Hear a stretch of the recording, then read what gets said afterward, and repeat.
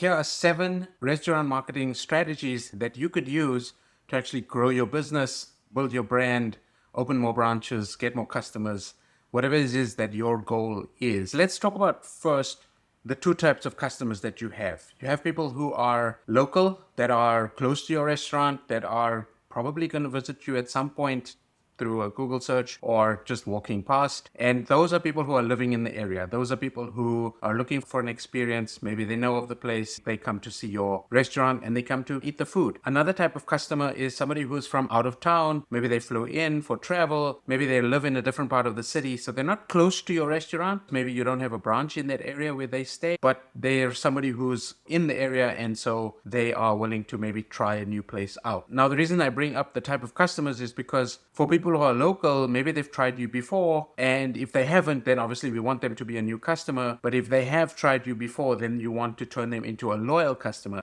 meaning they visit you more often, probably because of a good experience they had the first time around, or maybe they love the food. Maybe they love the atmosphere. They just love coming to your restaurant because of that experience. So the question is, how do you actually turn these people, even if they're from out of town or from far away, into regulars? Each restaurant needs clients or customers who are going to come to them over and over again. If you give them a good experience, they love the food, you want them to think of your restaurant as their favorite place when it comes to a specific type of meal or a specific dish or a specific vibe that they're looking for, depending on the mood that they're in. So these 7 strategies that I'm going to cover right now talk about how to actually acquire customers and also turn them into recurring frequent guests. So one of the most interesting ways is to actually create a loyalty program. What is a loyalty program? Well, you've probably been to Starbucks and they have the app, and when you load money on the app and you start using the app, you accumulate points, you accumulate stars, and you end up getting free vouchers. People have sort of gotten used to the idea that they can accumulate points. Now, of course, you may not have the resources that Starbucks does, but it's very easy to build a loyalty program. Loyalty programs have been around for a long, long time,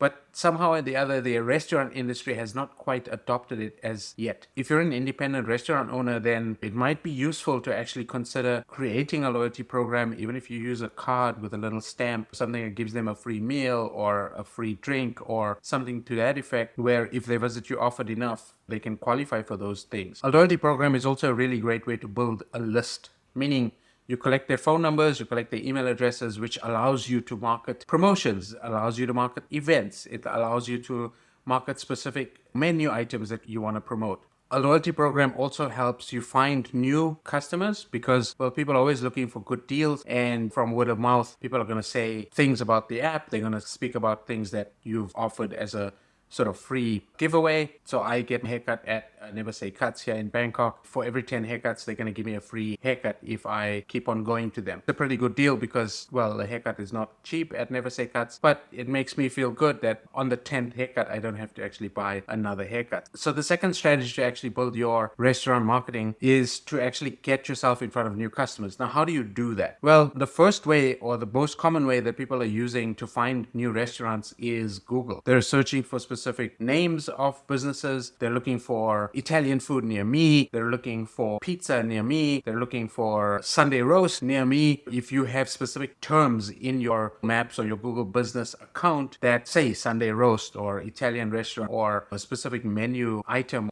then people are going to find you on Google Maps. Google Maps is a great way to get directions to your restaurant. And then also people can see the reviews right there on Google. And so I'll cover the reviews in a second. When you have a good, strong Google business account that has a lot of reviews, that has a lot of information, a lot of photographs, that's keyword rich, that covers all the topics that people would be searching for or all the meals that they would be searching for, then chances are you're going to show up in that listing and people are going to choose you. Now, obviously, it's location dependent. So if I'm in a specific area in the city and I'm looking for a specific type of restaurant, maybe an Italian restaurant, then Google is going to show me, based on my location, the restaurants that are close to me. When it comes to Google SEO and Google Business SEO for maps, it's kind of the holy grail when it comes to just collecting positive feedback, negative feedback, all kinds of feedback, because it's going to help you also go up in the listings on Google SEO. So the trick is, like, how do you get people to review your business? If you are collecting emails, if you're collecting phone numbers, a couple of minutes or even while people are sitting in your restaurant, you can ask them for a review. Recently, we were at a restaurant by the beach in Phuket, and they offered us a free drink for every review that we gave them on Google. We were 4 people, and that restaurant got 4 reviews from us from one table. And so obviously that helped their Google ranking. They went to like those reviews afterwards. The restaurant won.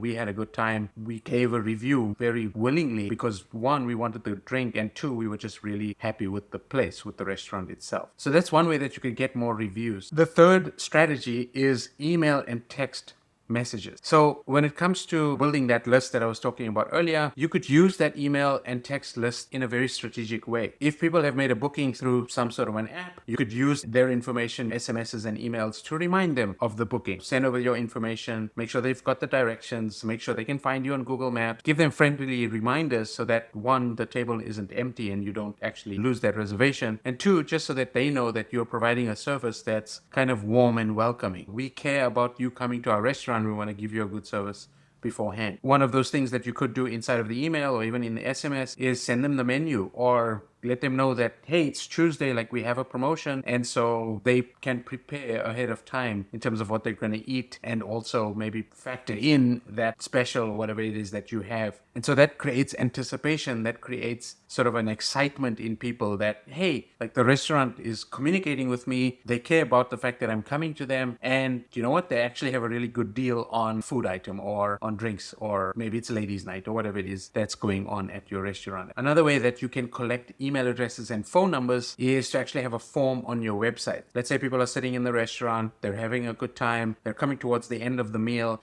Your waiter or waitress could maybe offer them a free drink or offer them an incentive. And in order to get that incentive, they need to fill in a form on your website. And even in that form, you could ask them for feedback. And on the thank you page of that form, you ask them to leave a review on Google Maps. So you're effectively killing 2 birds with 1 stone, collecting their information and asking them for a review. You could do an SMS opt-in campaign where if people send a message in to a specific number, you're going to have a chatbot that replies to them that says, thank you for opting in to the newsletter or to your promotions or whatever the case may be. Offer them a free drink, give them an incentive for actually passing on that information to you, and build up your SMS list, build up your phone number list that way. The next strategy that I'm going to cover is a pretty big one, and it can be complex depending on the type of food, depending on the amount of effort that you're willing to put in. Social media, believe it or not. Now, social media has evolved from Instagram just being a photo app to more video based, but using your phone, creating Instagram reels or short stories, or